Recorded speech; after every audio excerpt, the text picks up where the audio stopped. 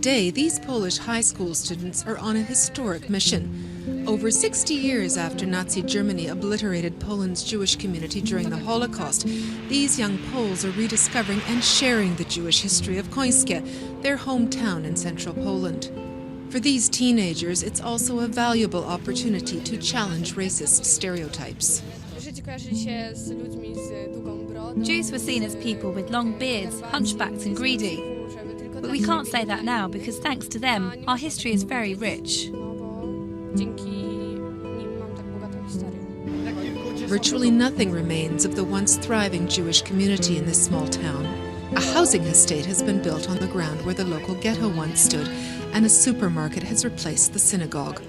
A humble plaque keeps alive the memory of 22 Jews executed by the Nazis in the town square in 1939. It was very difficult for us to find information because now all the traces have virtually disappeared. We had to dig deep to find anything at all.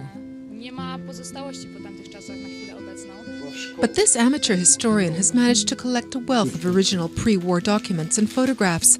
Before the Holocaust, Jews accounted for half of the residents of Konskie and were comparatively well off. The Nazis stole their wealth before deporting them to the notorious Treblinka death camp in 1942. It was a common practice for the Nazis. They pillaged as much wealth as they could before deporting people to death camps. After a field trip, the high school students share their findings with members of an association that promotes dialogue between different cultures. It's working with over 60 high schools across Poland to promote multicultural awareness. We'd like them to become interested in Jewish history. It's a difficult subject to broach, but very interesting, and it's still part of the community's memory. The town's amateur historians are planning another trek into Konskie's Jewish past later this year.